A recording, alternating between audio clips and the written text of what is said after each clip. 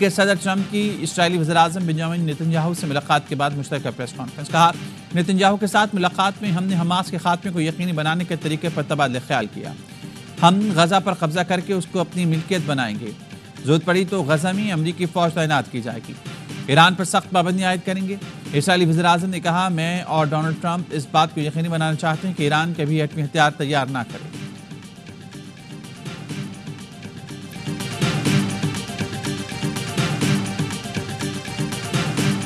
اسرائیلی community کے روحانی پیشوا پرنس کریم آغا خان انتقال کر گئے. پرنس کریم آغا خان کا انتقال پرتگال کے دارالحکومت لزبن میں ہوا.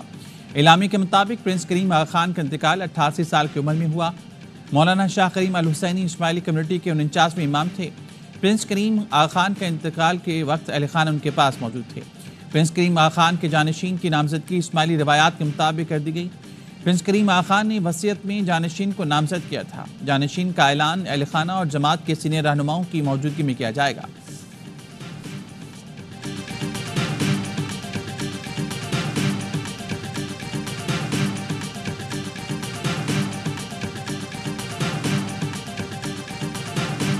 صدر ٹرمپ نے اقوام متحدہ کی انسانی حقوق کونسل سے نکلنے اور فلسطینی امدادی ایجنسی انروا کے لیے فنڈنگ روکنے کے ایگزیکٹو آرڈر پر دستخط کر دیے.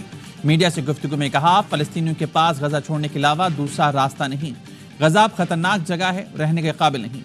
کہا ضروری نہیں کہ غزہ میں اسرائیلیوں کی آباد کاری کی حمایت کروں. دیکھنا ہوگا مصر اور اردن فلسطینیوں کو جگہ دیں گے یا نہیں. صدر ٹرمپ نے ایران کو جوہری ہتھیاروں سے روکنے کے میمو پر بھی دستخط کر دیے. کہتے ہیں ایران نیوکلیر ہتھیار بنانے کے انتہائی قریب ہے. ایران نے حملہ کیا اور مجھے مارنے کی کوشش کی تو ایران کو مکمل تباہ کر دیا جائے گا.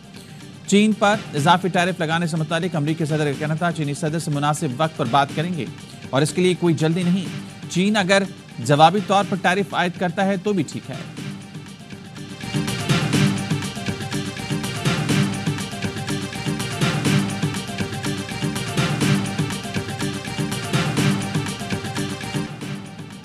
بھارتی ہر دھرمی اور ظلم و ستم کے خلاف جدوجہد کے نشان دو قالب یکجان کشمیر اور پاکستان. آزادی کشمیر کے عزم کی تجدید کا دن پاکستان سمیت دنیا بھر میں یوم یکجہتی کشمیر آج منایا جا رہا ہے. مقبوضہ کشمیر میں بھارت کے 7 دہائیوں سے جاری مظالم کے باوجود کشمیریوں کی جدوجہد رکی ہے نہ تھمی ہے. شہیدوں کے لہو سے آزادی کا چراغ حریت کے الاؤ میں تبدیل ہو گیا. جموں کشمیر کے سلگتے چنار، ڈل جھیل کا خون آلودہ پانی، دنیا کو سنہرا بھارتی دہشت گردی کی کہانی. بھارتی فوج اب تک 2.5 لاکھ سے زائد کشمیریوں کو شہید کر چکی. 11,000 سے زائد خواتین سے اجتماعی زیادتی اور 7,000 سے زائد نوجوان ماورائے عدالت قتل کیے جا چکے. ہاتھوں کی زنجیر بنا کر کشمیریوں سے اظہار یکجہتی کیا جائے گا. دنیا بھر میں مظلوم کشمیریوں سے اظہار یکجہتی کے لیے جلد سے جلوس اور ریلیاں نکالی جائیں گی. وزیراعظم آزاد کشمیر چودھری انوار الحق نے پیغام میں کہا 5 فروری پاکستان کشمیری عوام میں ہم آہنگی کی پہچان ہے. مظلوم کشمیری بھائیوں کی جدوجہد آزادی میں ان کے ساتھ کھڑے ہیں.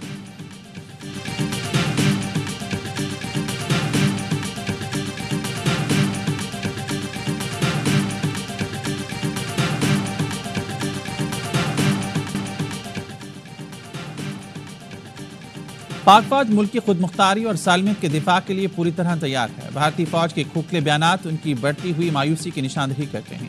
بیانات عالمی برادری کی توجہ بھارت کے اندرونی خلفشار سے ہٹانے کے لیے ہیں. کسی بھی مہم جوئی کا پاکستان مکمل طاقت کے ساتھ جواب دے گا. آرمی چیف کا 267ویں کور کمانڈرز کانفرنس میں اظہار خیال. کہا عسکری قیادت قوم کو درپیش چیلنج سے مکمل طور پر آگاہ ہے. عوامی حمایت سے آئینی ذمہ داریاں پوری کرنے کے لیے پرعزم ہیں. فورم کا یوم یکجہتی کشمیر کے موقع پر پرعزم کشمیریوں کے ساتھ اظہار یکجہتی. شرکا کانفرنس کا کشمیری عوام کے حق خود ارادیت کی جدوجہد میں پاکستان کی غیر متزلزل حمایت کا اعادہ. بھارتی فوجی قیادت کے اشتعال انگیز بیانات کا سخت نوٹس. ایل او سی اور ورکنگ باؤنڈری کے ساتھ موجودہ صورتحال پر تبادلہ خیال. فورم نے زور دیا کہ عبوری افغان حکومت فتنۃ الخوارج کی موجودگی سے انکار کے بجائے ٹھوس اور عملی اقدامات کرے. امن و استحکام کے لیے شہدائے افواج، اداروں اور شہریوں کی لازوال قربانیوں کو زبردست خراج عقیدت پیش کیا. فورم نے اعادہ کیا بلوچستان کے نوجوانوں کو گمراہ کرنے کے مذموم عزائم کو عوامی حمایت سے ناکام بنائیں گے.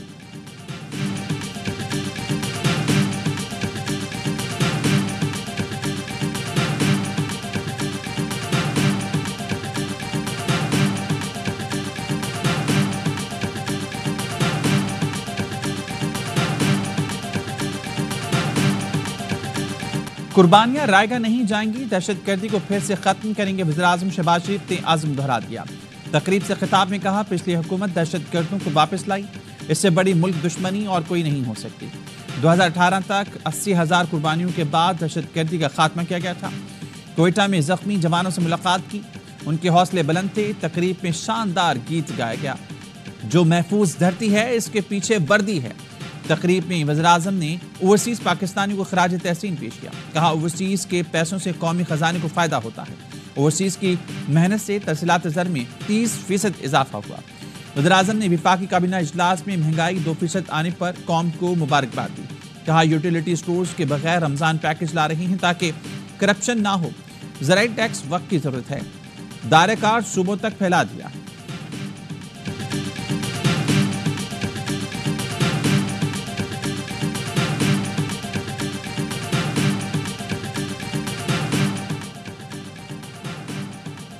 بانی پی ٹی آئی کی جانب سے کوئی خط ملا نہ، اسٹیبلشمنٹ کو ایسے کسی خط میں کوئی دلچسپی ہے۔ سیکیورٹی ذرائع کا کہنا ہے اگر پی ٹی آئی کو کسی معاملے پر بات کرنی ہے تو سیاستدانوں سے کرے۔ پی ٹی آئی نے خط کے نام پر ایک اور ڈرامہ کرنے کی کوشش کی۔ بانی پی ٹی آئی کی جانب سے گزشتہ روز آرمی چیف کو خط بھیجے جانے کا دعویٰ کیا گیا تھا۔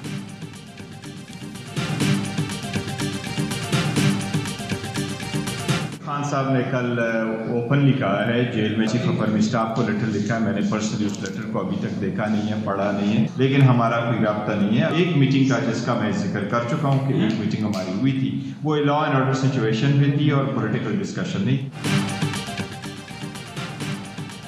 بانی نے گزشتہ روز خط کے مندرجات خود صحافیوں کو بتائے۔ انہوں نے کہا پاک فوج کے ملک کے لیے بڑی قربانیاں ہیں۔ Chairman P T I barrister Gohar کہتے ہیں آرمی چیف سے ملاقات میں سیکیورٹی امور پر گفتگو ہوئی تھی، اس میں کوئی سیاسی بات نہیں ہوئی۔ پی ٹی آئی پرامن احتجاج کا سلسلہ جاری رکھے گی۔ شبلی افراز کہتے ہیں دہشت گردی سمیت دیگر منفی سرگرمیاں بڑھنے سے بانی پی ٹی آئی پریشان ہیں، انہیں ملک کی فکر ہے۔ بحیثیت قومی لیڈر خط لکھا، سیاسی عدم استحکام سے ملک پیچھے جا رہا ہے۔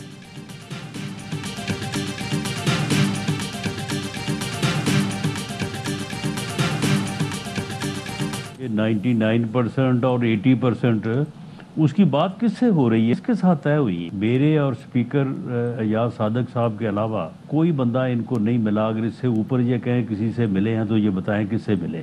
Army is not in negotiation with P T آئی اور اپوزیشن۔ فوج پی ٹی آئی کے ساتھ بالکل بھی مذاکرات میں شامل نہیں۔ بانی پی ٹی آئی نے خط لکھا، اس سے ظاہر ہوتا ہے کہ کوئی بات چیت نہیں ہو رہی۔ علی امین گنڈاپور سے پوچھیں کہ 80% باتیں کس طرح سے طے ہوئی ہیں۔ وزیراعظم کے مشیر رانا ثناءاللہ کے پروگرام خبر میں گفتگو، کہا گنڈاپور نے جب وابڈا دفاتر پر حملہ کیا تب ان کا اور محسن نقوی کا رابطہ ہوا۔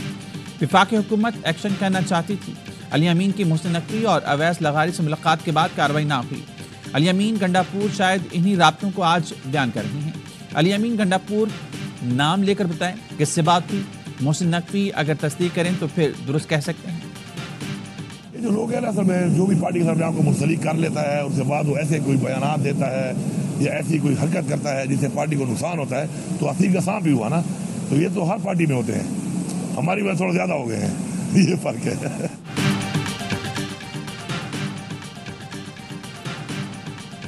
پی ٹی آئی میں آستین کے سانپ زیادہ ہو گئے ہیں۔ خود کو پارٹی سے منسلک کر کے نقصان پہنچانے والے آستین کے سانپ ہیں۔ خود کو کارکن بنا کر بانی پارٹی منشور کے برعکس پروپیگنڈا کر رہی ہیں۔ وزیر اعلیٰ کے پی علی امین گنڈاپور کا کہنا ہے حکومت کمیشن بنانے سے ڈر رہی ہے کیونکہ حقائق سامنے آ جائیں گے۔ 8 فروری کے جلسے کے لیے تیاریاں مکمل ہیں، بہترین جلسہ ہوگا۔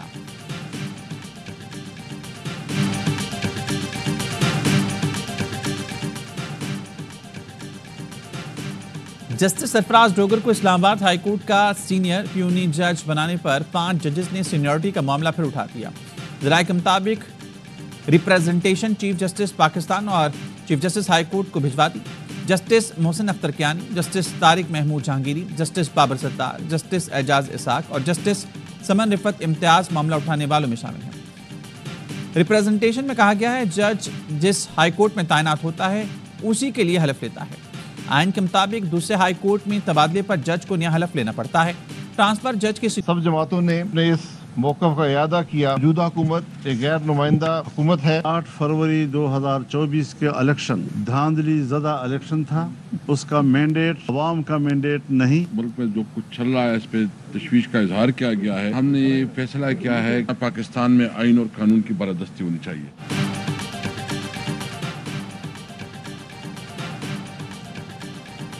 मुत्तहिदा अपोजिशन का मुल्क में फौरी इंतखाबात का मुतालबा, हुकूमत मुस्ताफ़ी होकर फौरी इलेक्शन का ऐलान करे। इस्लामाबाद में ग्रैंड अपोजिशन अलायंस के रहनुमाओं के इजलास के बाद मीडिया से गुफ्तगू। मौलाना फजलुर रहमान ने कहा, इलेक्शन कमीशन आज़ाद और खुद मुख्तार है तो इसको फौरी मुस्ताफ़ी हो जाना चाहिए। असद कैसर का कहना था, इजलास में मुल्क की सूरत हाल पर तशवीश का इजहार किया गया। मुल्क में आईनी हकूक़ के लिए जदोजहद जारी रखेंगे। शाहिद खक्कान अब्बासी का कहना था, तमाम जमातों ने इत्तेफाक किया, नए इंतखाब ही मुल्क को मसाइल से निकाल सकते हैं। इजलास में हुकूमत के खिलाफ मुमकिन अलायंस पर भी गुफ्तगू।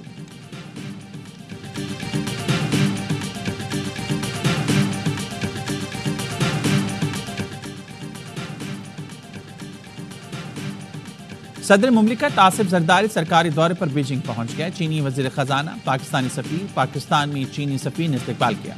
सदर मुमलिकत का दौरा ताल्लुकात मजीद मजबूत बनाने, दो तरफा इक़्तिसादी और तिजारती ताउन मजीद बढ़ाने में किरदार अदा करेगा।